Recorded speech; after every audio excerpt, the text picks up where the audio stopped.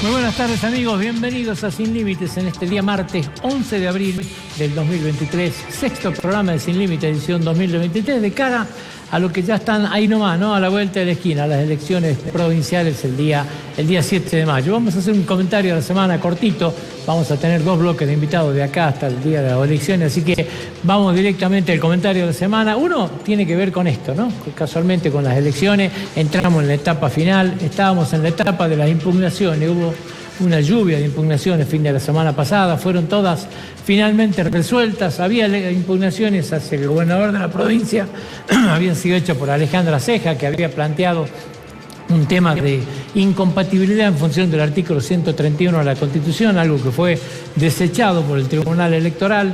También había una impugnación a dos candidatos a gobernador, las cuales se resolvieron, ¿no es cierto?, favorablemente a las peticiones, o sea, fueron impugnados los dos candidatos a gobernador.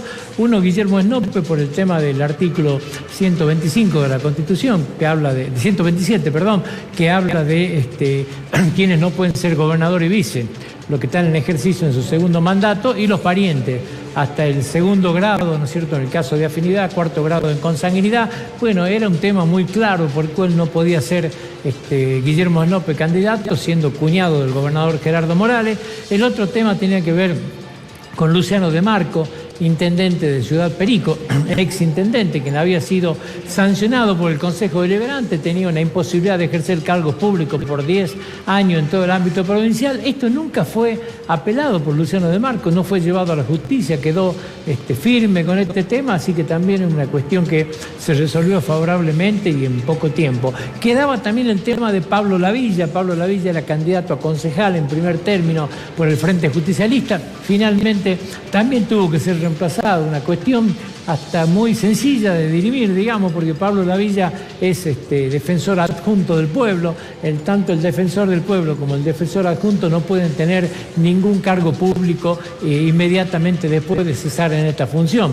Por lo tanto, aunque haya ganado las elecciones, no podía asumir porque estaba en ejercicio como defensor adjunto. Así que era una cuestión, hasta te diría que muy sencilla de resolver. Bueno, una vez todo esto resuelto, hoy se nombró a quien va a reemplazar a Pablo Lavilla, ¿no es cierto?, que va a ser finalmente Pedro Berizam.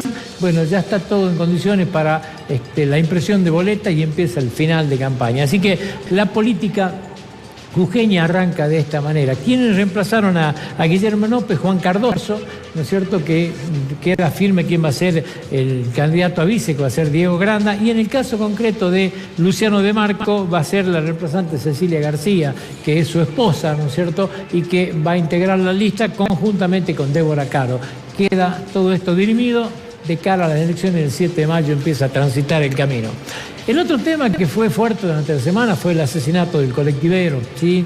Creo que todos hablamos de esto, no solo por el asesinato del colectivero, que ya de por sí es un hecho lamentable y que impacta, pero lamentablemente los argentinos nos estamos como acostumbrando a que estas cosas pasen. Lo que le dio una trascendencia distinta y lo instaló de una manera distinta y con una influencia política muy grande fue lo que pasó después, ¿no? La llegada de Sergio Berni en el helicóptero, como sabe llegar, a los mejores tiros Rambo, la agresión que todos hemos visto, lo que ha pasado, ¿no es cierto?, repudiable por donde se mire. O sea, más allá de lo que uno puede entender, el error y lo que parece una provocación de Sergio Berni, yo diría más que provocación, una ingenuidad, ¿no? No haber medido bien el momento y la bronca de la gente. Bueno, más allá de esto, creo que bajo ningún punto de vista podemos justificar este tipo de agresiones. Hay que sí o sí censurarlas, no pueden pasar, hay otras maneras de dirimir estas cuestiones. Lo que pasa es que lo que sucedió de ahí en más es de una trascendencia política única, ¿sí? Desde los silencios de algunas personas, como pasó con Máximo Kirchner, con Cristina Fernández de Kirchner, como pasó con Sergio Massa, como pasó con muchísimos dirigentes del PJ que no dijeron una palabra. El presidente Alberto Fernández hasta hoy no dijo una palabra, ni siquiera el pésame a la familia del colectivero, nada, absolutamente nada. Cuando hablaron era mejor que no hablen.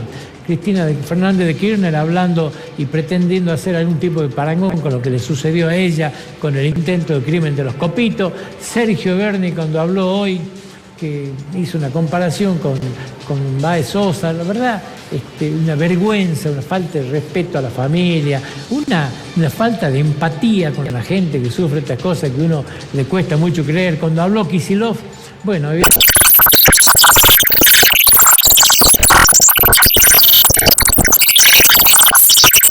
quiso dar a entender que había algún tipo de conspiración con este tema, nos tiraron un muerto, fue una de las expresiones. Usted se ha puesto a pensar si llega a ser, no sé, la hija de este colectivero y de repente el gobernador de la provincia o el ministro de Seguridad dice, nos tiraron un muerto. ¿Usted se ha puesto a pensar esto? O sea que darle una trascendencia política como si fuera una cosa.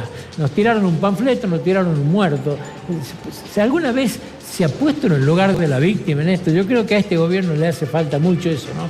Ponerse en el lugar de las víctimas, que creo que es lo que no pasa. Bueno, políticamente tiene una influencia muy grande, esto no se ha medido todavía con claridad, pero sin duda que ha impactado en la línea de flotación del Frente de Todos, que se complica bastante con este tipo de situación y que seguramente va a tener un costo político elevado. Han tomado conocimiento de lo que pasa en La Matanza, donde la droga y la inacción del gobierno se parece mucho a lo que pasaba en Rosario, con la diferencia de que en Rosario hay dos bandas organizadas que se pelean entre sí y acá es una cantidad de lúmpenes que andan por todos lados, que nadie los controle, que no se sabe ni siquiera quién los puede llegar a dirigir, qué destino pueden tener. Pero qué bueno que el gobierno se haya dado cuenta lo que está pasando en un barrio ni más ni menos como La Matanza, donde está el narco entrando con mucha precisión y cada vez está más desbordado. Opinó la Iglesia, o sea, las críticas del gobierno de todos lados y de todas maneras, me parece que convivimos con una cuestión demasiado grave.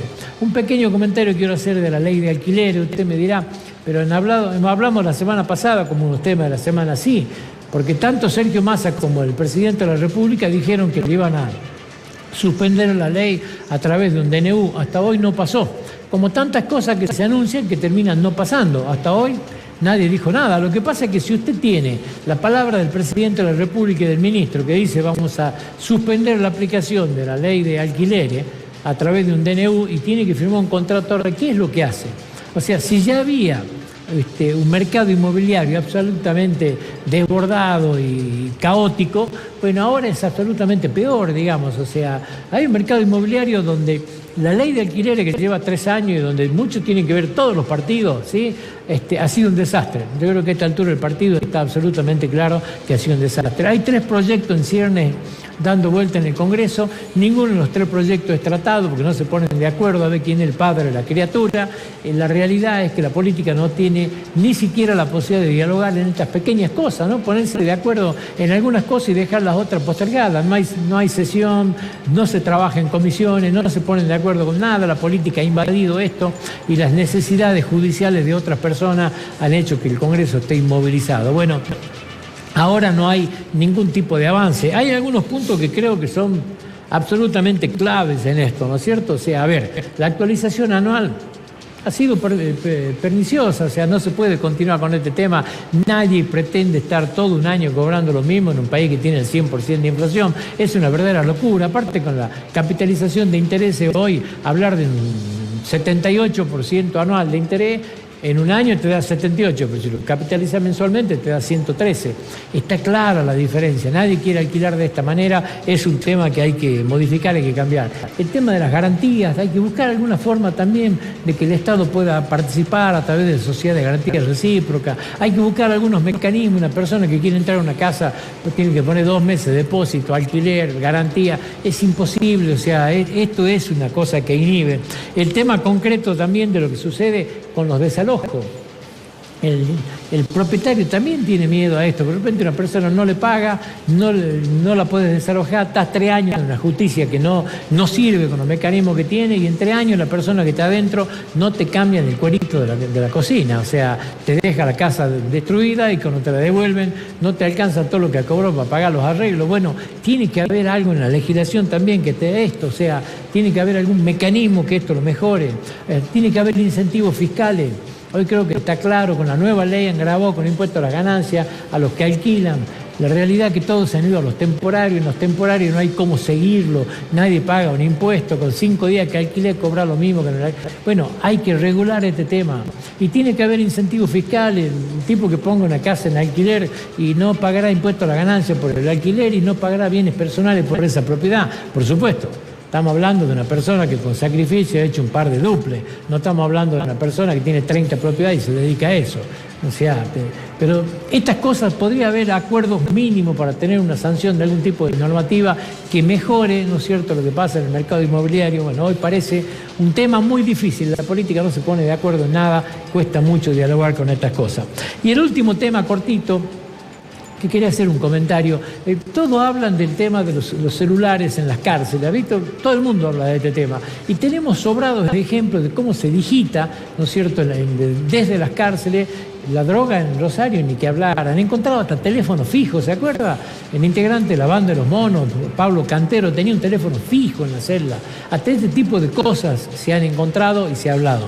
Yo quiero referirme a algo de la provincia de Tucumán de la semana pasada, sí, porque la semana pasada en la provincia de Tucumán han desarticulado una banda de trata de personas, donde de repente una persona que cumple una condena de 12 años de prisión, casualmente por trata y por prostitución, ¿sí?, con su esposa, que ha cumplido una condena de 5 años y hoy está afuera, tenían 5 inmuebles alquilados, 5 departamentos en pleno centro tucumano, en 2 edificios distintos estaban los 5 departamentos, tenían una red de prostitución, lograron rescatar a 4 personas, 4 mujeres de esta red de prostitución.